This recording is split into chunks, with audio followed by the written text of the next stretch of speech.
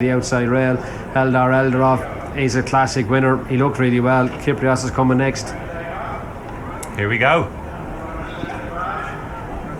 And that off to a straight line in the showpiece and final classic, the Curragh Group International Artists and Ledger.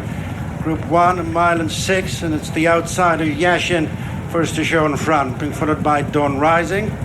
Eldar Eldarov, the solitary English runner, one from last, and bringing up the rear is Kyprios as they continue towards the end of the second furlong, and it's Yashin the leader by a length and a half, disputing second. Eldar Eldarov on the outside, just shading that spot from Dawn Rising, tracked closely by Kyprios. Right across towards the final 11 furlongs is Yashin by 3 parts to Eldar Eldarov in the stripes. Just third is Dawn Rising with alongside Kyprios, the returning standout stare and last year's winner. Yashin maintains a lead of 3 parts of a length under Shane Foley. Handy in second is Eldar Eldarov. David Egan third is Dawn Rising. Declan McDonough fourth of the 4 is Kyprios and Ryan Moore.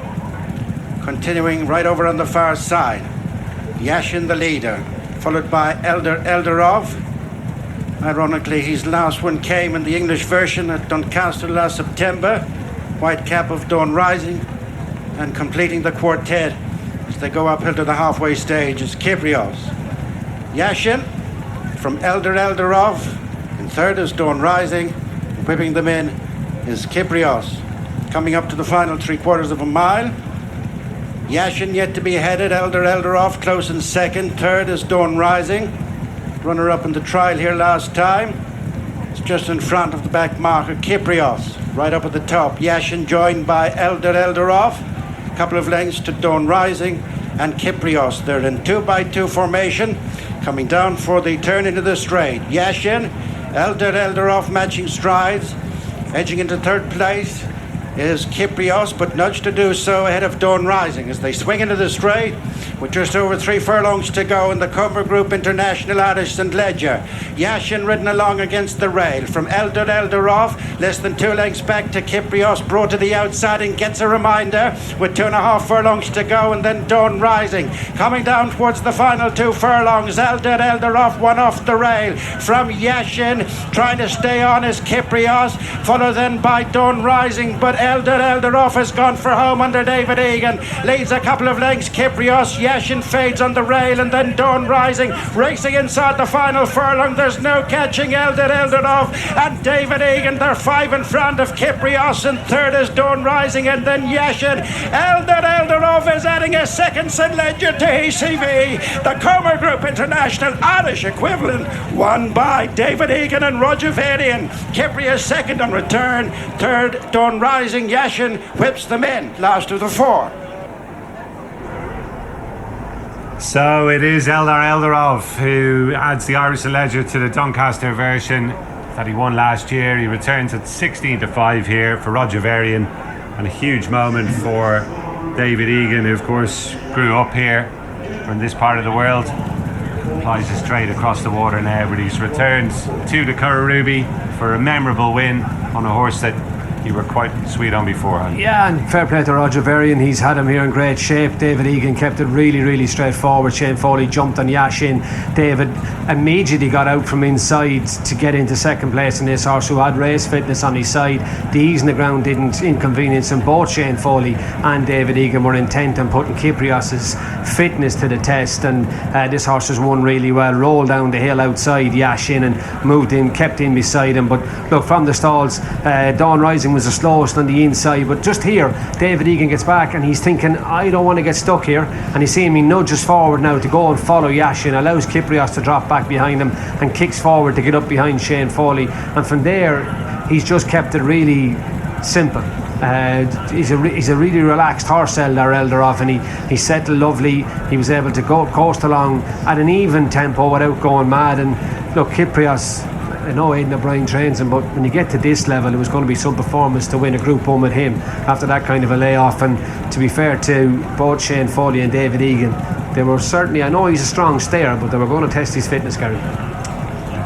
pretty sure it's David Egan's first winner who the Curragh. I think it might even be his first winner in Ireland, Ruby, since he started riding. God, I would have lost money on that one. Unless I'm reading it wrong, just checking it out here. Yeah, and look, you have to give credit to Roger Varian too, Gary.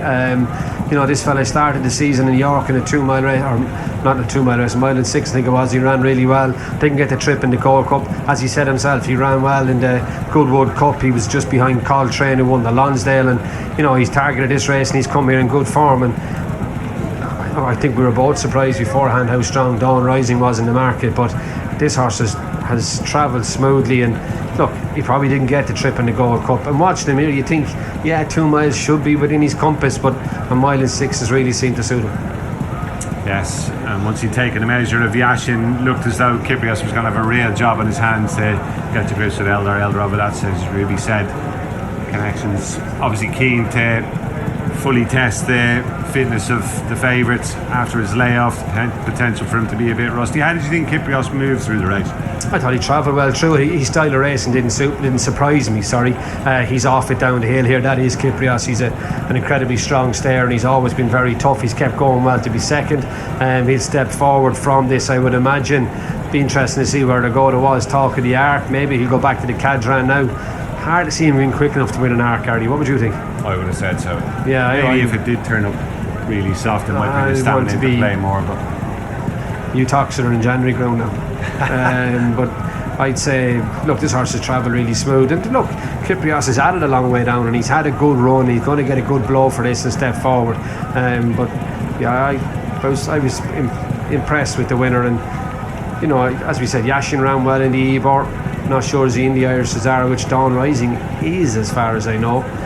He was just found wanting at this grade. But Eldar Eldarov, he's a fair horse when he gets things his own way, but when he puts his best foot forward, and this is a good performance from him. He's dominated the Common Grip International Irish Ledger, and same sire as Henry Longfellow, who won the National Stakes half an hour or so ago. Great moment for David Egan as well, obviously. Huge moment for him. Man who's steeped in the game. I'm sure his mum is here and his granny. I can't see them in the parade ring just yet, but I would be extremely surprised if the two of them weren't here.